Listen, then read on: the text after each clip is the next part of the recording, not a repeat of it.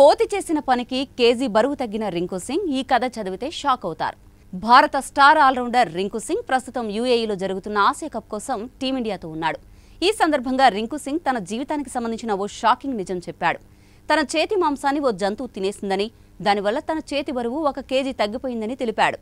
Asia cup కోసం UAE బయలుదేరే ముందు రింకు సింగ్ రాజ్ షమానీతో ఓ పాడ్కాస్ట్ ఇంటర్వ్యూ ఇచ్చాడు. అందులో రింకు తన జీవితంలో జరిగిన ఓ భయంకరమైన ఘటన గురించి చెప్పాడు. తన ఎడమ చేయి బరువు కుడి చేతి కంటే కేజీ తక్కువగా ఉందని చెప్పి అందరినీ ఆశ్చర్యపరిచాడు. చిన్నప్పుడు అన్నయ్యతో కలిసి వర్షంలో పొలాల వైపు వెళ్తుండగా ఓ కోతి వచ్చి నా ఎడమ చేతిని గట్టిగా పట్టుకుందని చెప్పాడు.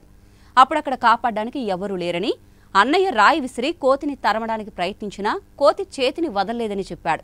చివరికి కోతి చేతి వదిలినప్పుడు చేతి మాంసం చాలా వరకు ఊడిపోయిందని, లోపల ఎముక కూడా కనిపించిందని రింకు సింగ్ చెప్పారు.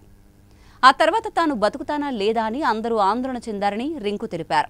ఇటీవల ఎన్సీఏలో తన 2 చేతులకు డెక్సా స్కాన్ చేయగా 2 చేతుల బరువు మధ్య కేజీ తేడా ఉన్నట్లు తెలిసిందని వెల్లడించారు.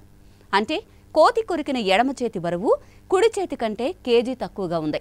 ఒక చేయి బరువు తక్కువగా ఉండడం వల్ల ఏదైనా ఇబ్బంది ఉంటుందా అనే ప్రశ్నకు ఉందని చెప్పారు. తాను కుడి చేతితో ఎంత బరువు ఎత్తగలను, ఎడమ చేతితో అంత బరువు ఎత్తలేనని వివరించారు. ఈ ఘటన తర్వాత కూడా రింకు తన ఆటను కొనసాగించడం, ఈ స్థాయికి ఎదగడం నిజంగా అభినందనీయమే.